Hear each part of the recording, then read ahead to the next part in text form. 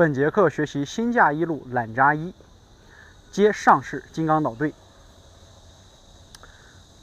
好，小肚顺产，合左胯，立圆螺旋，放松下沉撑掌。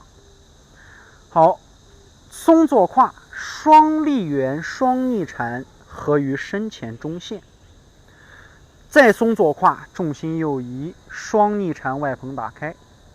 松右胯，重心左移，领手，双顺缠提膝。落脚，合手，开步下沉。小肚顺缠，当走后弧，逆缠螺旋膨胀，对拉，外蓬打开，放松下沉。好，背向金刚捣对，变懒扎一。小肚顺缠，撑拳螺旋，双逆缠领掌，合于身前中线。松左胯，对撑外蓬，松右胯，螺旋提膝。开步下沉，双手相合，当走后弧，小肚顺缠逆缠摆右掌，左手顺缠放松，下合抱于小腹丹田，重心右腿。好，手势。新架一路的懒扎一啊，它这个动作呢，从外形上变化，它有新架起势变金刚捣对的那种规律。就是我们在走立圆撑拳的时候，它是一个发力，大家在看动作演示的时候是不发力的，但是我们平常练习需要找到发力的来源，这是第一个细节。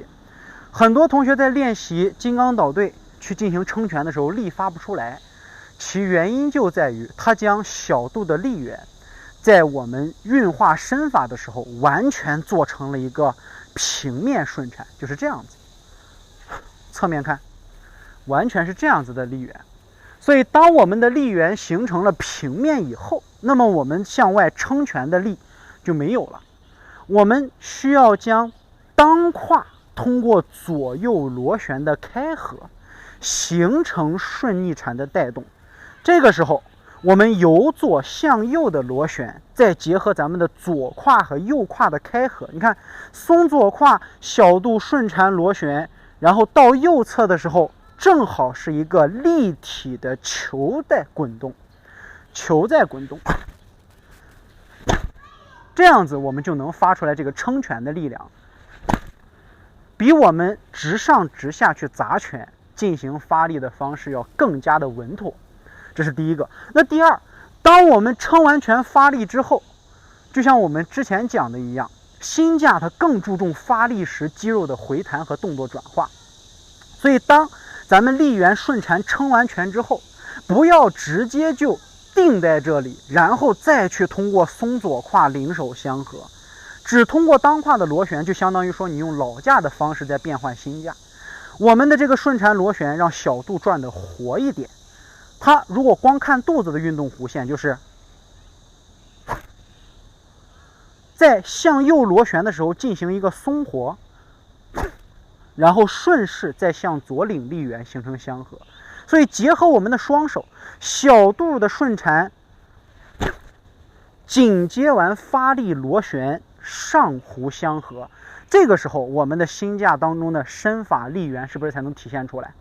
所以第一个细节就在于这儿，想要发好力，不能把小肚的力圆走成平面力圆。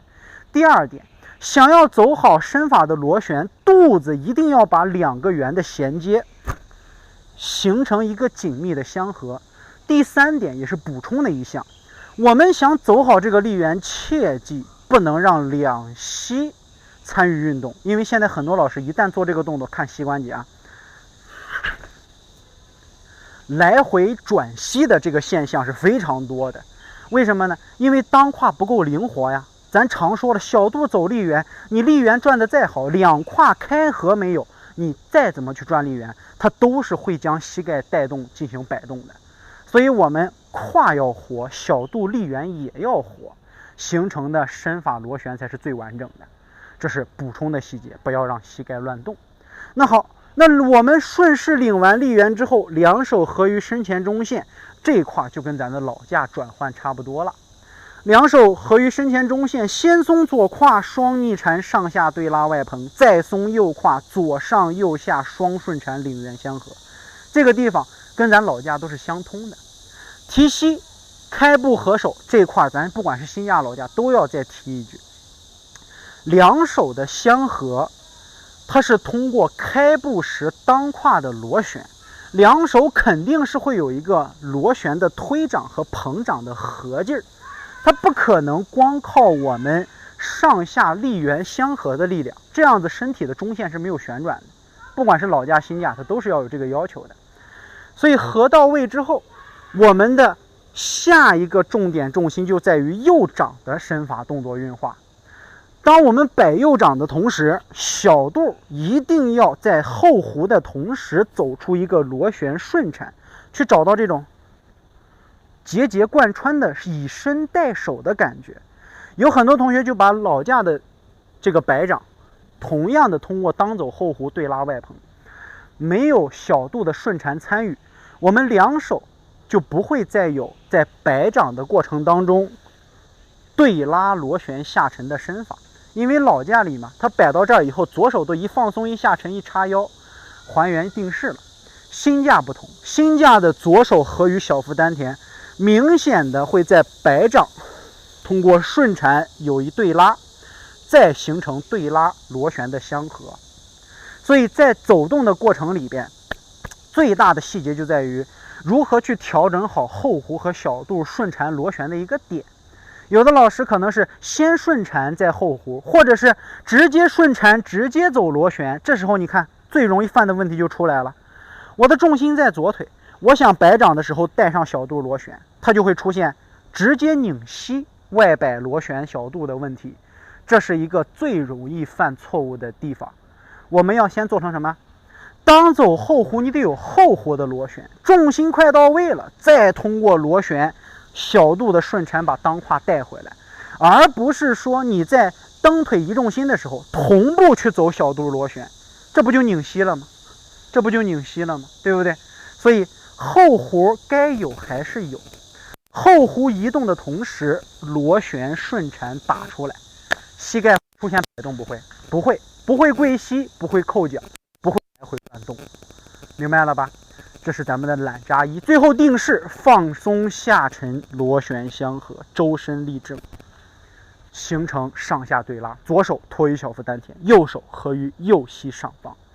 这是懒扎一的动作身法外形，大家一定要多练，找到当走后弧和小肚顺缠之间的一个契机，才能更好的体现出我们的身法。这是新架一路懒扎一。